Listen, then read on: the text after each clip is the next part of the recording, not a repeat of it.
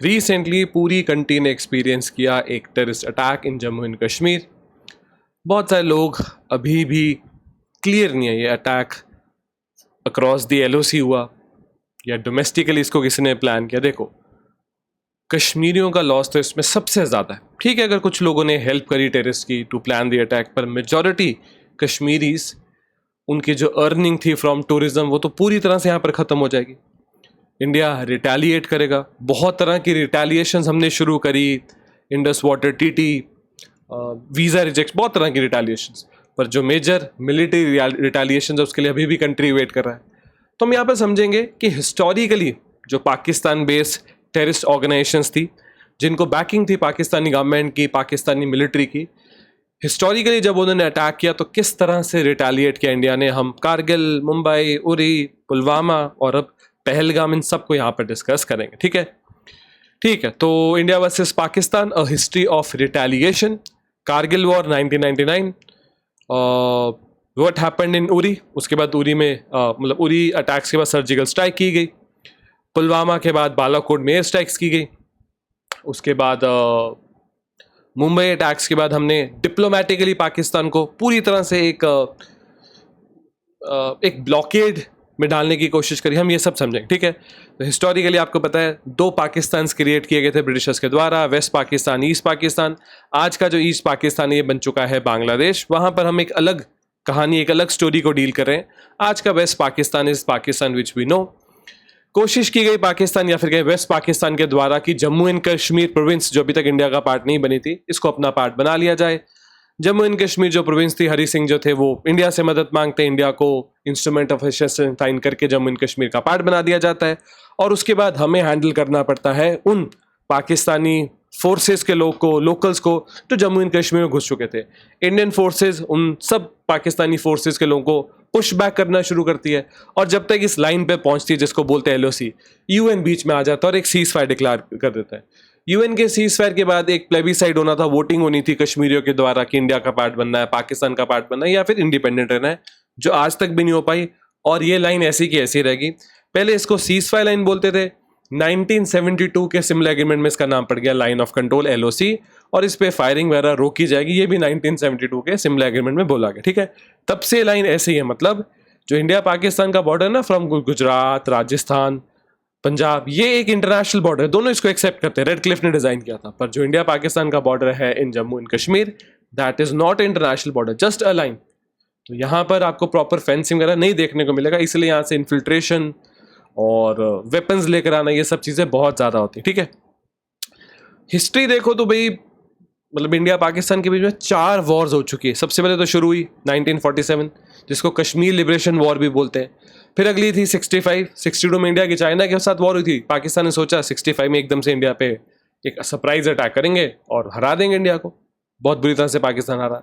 71 में Bangladesh liberation war, और एक ऐसी वॉर जिसको दुनिया वॉर मानती ही नहीं है, वो है, या फिर कहें पाकिस्तान तो ऐसे दिखाता है तो कोई वॉर नहीं थी, 1999 की कारगिल वॉर। ठीक है, अब मैं आपको बताता हूँ चीज़ें बदली कहाँ।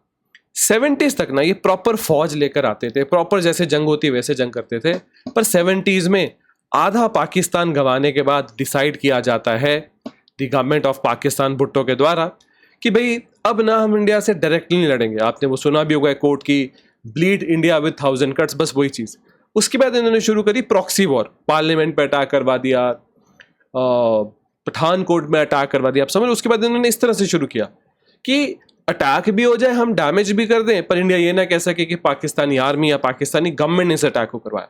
कारगिल में अपनी हजारों की फौज को बिना यूनिफॉर्म्स के, लोकल्स के कपड़े पहनाकर भेज देना, ये भी पार्ट था दी प्रॉक्सी वॉर।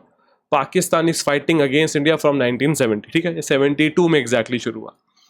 कश्मीर को प्रॉक्सी वॉर के अंदर अनस्टेबल किया गया, खालिस्तान मूवमेंट को प्रॉक्सी वॉर के अंदर अनस्टेबल किया गया। तो एक बहुत लंबी हिस्ट्री है। ठीक है, अब जो यहाँ पर जितना कुछ भी अब तक हुआ ना, उसकी वजह से कुछ ऐसा सा मैप बन गया है जम्मू एंड कश्मीर स्टेट में। तो ये जो एरिया ना, इस एरिया को हम, पूरे एरिया को, ऊपर वाले एरिया को हम बोलते हैं पीओके, पाकिस्तान ऑक्यूपाइड कश्मीर। ठीक है, ये पाकिस्तान का वो पार्ट है, मैं आपको पीओके दिखाता हूँ। ये पाकिस्तान का वो पार्ट है जिसको कि, सॉरी, ये जम्मू एंड कश्मीर का वो पार्ट है जिसको पाकिस्तान इलीगली कैप्चर करता है। ठीक है, इलीगली पाकिस्तान ने इस रीजन को कैप्चर किया हुआ। और यहाँ पर जो लाइन है between that Jammu and Kashmir which is controlled and operated by the government of India, तो और वो जम्मू एंड कश्मीर का पार्ट जिसको पाकिस्तान ने इलीगली कैप्चर किया हुआ, इसके बीच में जो लाइन है इसको बोलते हैं LOC। ठीक है, ठीक है।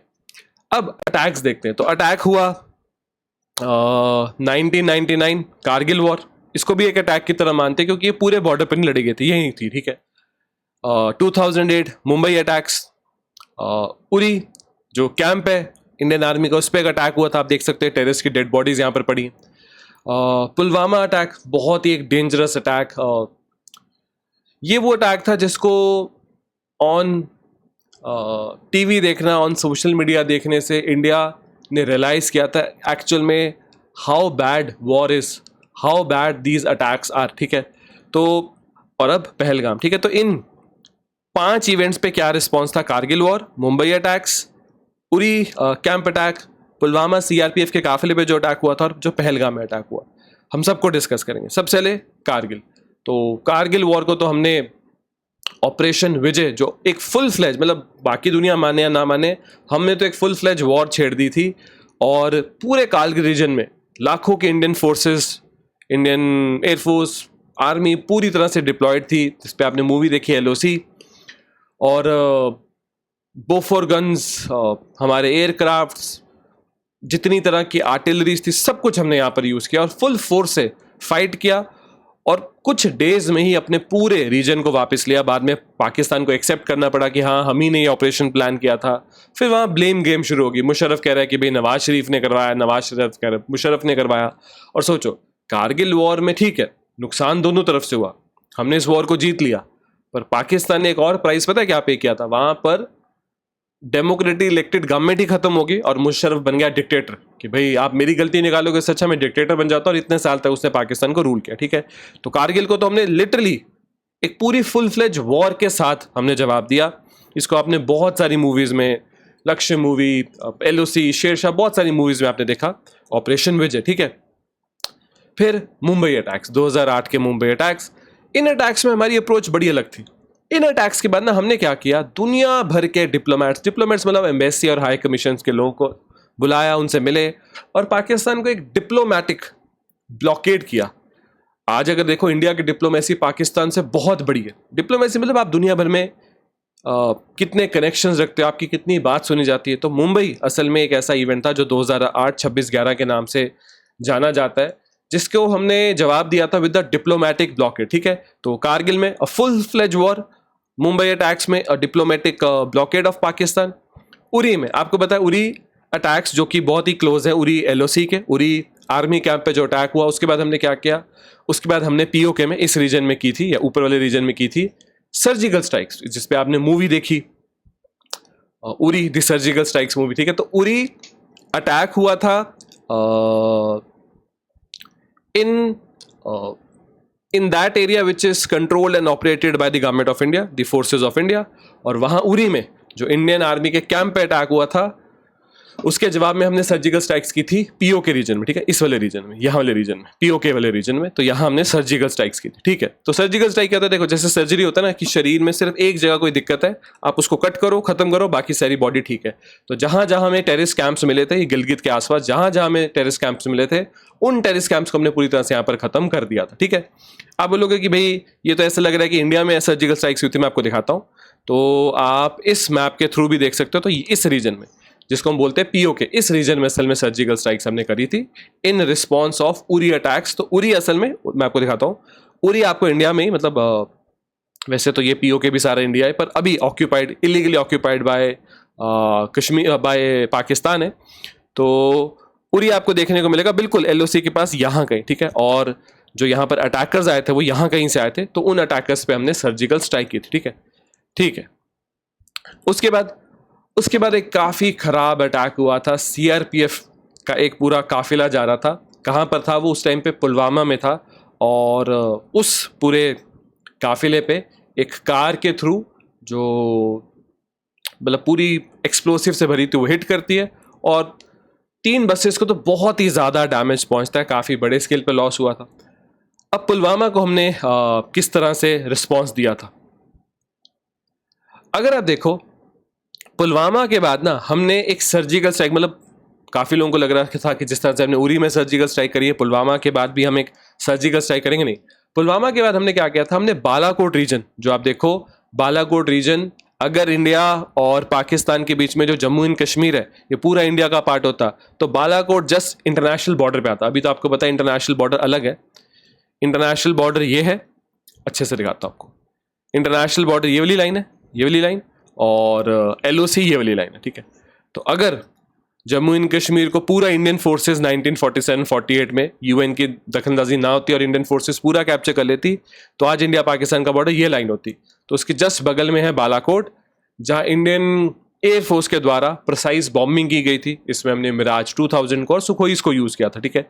तो अब तक हमने क्या क्या देखा, in response of Kargil occupation war, in response of Mumbai attacks, diplomatic blockade, in response of Uri attacks, surgical strike in POK, in response of Pulwama attacks, Balakot air bombing.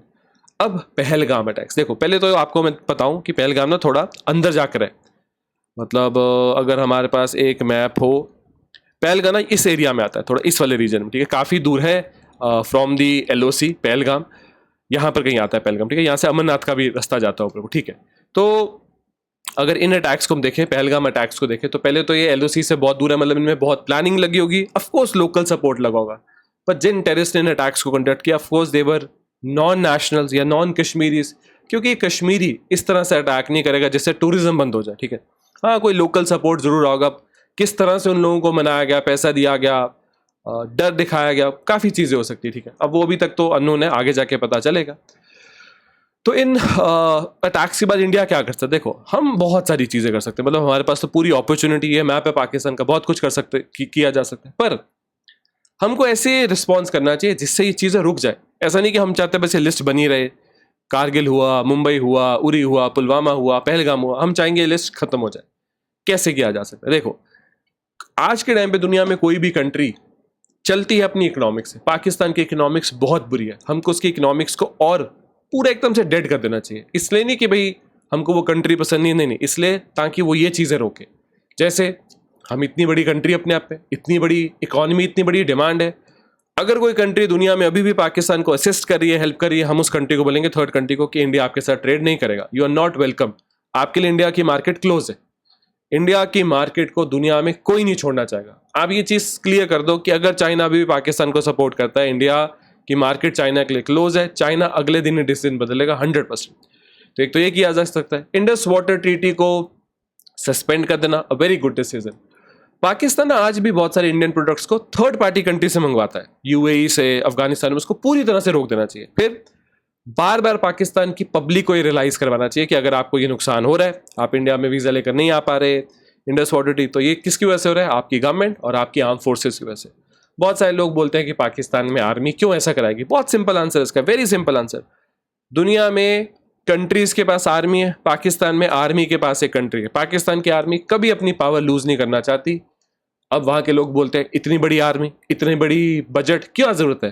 तो पाकिस्तान की आर्मी कहती है कि नहीं, इतना बड़ा एनिमी इंडिया है तो है, हमें ज़रूरत है, पाकिस्तान को आर्मी की ज़रूरत है। तो लोग कहते हैं कि इंडिया तो कुछ कर ही नहीं रहा, कुछ लड़ नहीं रहा। तो पाकिस्तान की आर्मी सोच रही है अगर इंडिया नहीं लड़ रहा तो कुछ ऐसा करो कि इंडिया लड़े हमारे साथ। तो पहलगाम अटैक्स के बाद अगर India response they with attack, that is the best thing for Pakistani army. वो उनके लिए तो बेस्ट चीज़ होगी, अपने लोगों को कह सकेंगे। इसलिए तो हम कह रहे थे कि हम ज़रूरी है और तुम लोग समझे नहीं। तो हम बहुत तरीके से रिस्पॉन्स कर सकते हैं, बट मिलिट्री रिस्पॉन्स ठीक है ज़रूरी है, but is not the best type of response. Best type of response है पाकिस्तानी इकॉनमी को पूरा क्रश कर देना। ठीक है, आई होप काफ़ी सारी चीज़ें मैं आपको इस वीडियो में समझा पाया। मिलेंगे अपनी ऐसे ही नेक्स्ट वीडियो में। Thank you.